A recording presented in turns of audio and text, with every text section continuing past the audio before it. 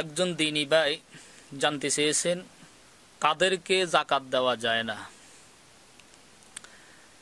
এই বিষয়টা অত্যন্ত বিস্তারিত জানা দরকার। আমি সংক্ষিপ্ত বলছি। সেটা হচ্ছে, যাদের নিকট নেশাব পরিমাণ মাল থাকে ওই সমস্ত লোকদেরকে যাকাত দেওয়া যায় না। কারণ নেশাব পরিমাণ মাল থাকলে ওই ব্যক্তির উপরে যাকাত ফরজ। যে যাকাত দিতে পারে ওই ব্যক্তির জন্য যাকাত নেওয়া জায়েজ নাই। এরপরে কোনো অমুসলিমকে যাকাতের টাকা দেওয়া জায়েজ নাই। মৃত ব্যক্তির কাফন দাফনের জন্য যাকাতের টাকা ব্যয় করা জায়েজ নাই। মৃত ব্যক্তি, যেই ব্যক্তি মারা গেছে ওই ব্যক্তি বহু টাকা ঋণী, তার ঋণ পরিশোধ করার জন্য যাকাতের টাকা দেওয়া জায়েজ হবে না। বাংলাদেশে রাষ্ট্রীয়ভাবে যে ফান্ড আছে যাকাতের, ওই ফান্ড যদি সঠিকভাবে পরিচালিত না হয় হক্কানি ওলামায়ে তত্ত্বাবধানে, তখন ওই ফান্ড যাকাতের টাকা দেওয়া জায়েজ নাই। কোনো ফাউন্ডেশন কিংবা কোনো ফান্ড যদি সঠিকভাবে সঠিক ব্যক্তিদের নিকট যাকাত পৌঁছাইতে তারা ব্যর্থ হয়, তখন ওই ফাউন্ডেশন ওই ফান্ড যাকাতের টাকা দেওয়া জায়েজ নাই।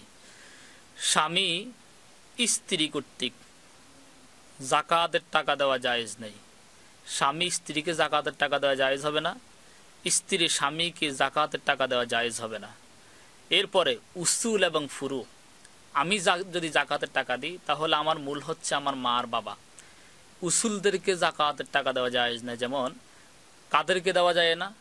মা বাবা, দাদা দাদি, নানা নানি, ফর দাদা ফর দাদি, ফর নানা ফর নানি প্রমুখ ব্যক্তিবৃন্দ উপরের সিঁড়িতে যত যায় এদের কাউকে যাকাতের টাকা দেওয়া জায়েজ হবে না। এরপরে নিচের সিঁড়ি যদি বলি, যেমন আমি, আমার থেকে আমার সন্তান, এদেরকে দেওয়া জায়েজ হবে না। যেমন ছেলে, মেয়ে, নাতি নাতনি, পোতা পুত্রী, নিম্ন যত শাখা যত নিচে নামবে এদের কাউকে যাকাতের টাকা দেওয়া জায়েজ হবে না। মসজিদের ফান্ডে যাকাতের টাকা দেওয়া জায়েজ নাই। যাকাতের টাকা দিয়ে মসজিদের ইমাম সাহেব মুয়াজ্জিনদেরকে দেওয়া জায়েজ নাই। যাকাতের টাকা ঈদগাহের উন্নয়নমূলক কাজে ব্যয় করা জায়েজ নাই। এরকম বহু খাত আছে। তাহলে আমরা যে সমস্ত লোকদের ব্যাপারে বলছি, এই সমস্ত লোকদেরকে আপনারা যাকাতের টাকা দিবেন না। যাকাতের টাকা এমন ব্যক্তিদেরকে দিবেন যারা বাস্তবেই হকদার। আল্লাহ তাআলা আমাদের প্রত্যেককে বুঝার তৌফিক দান করেন।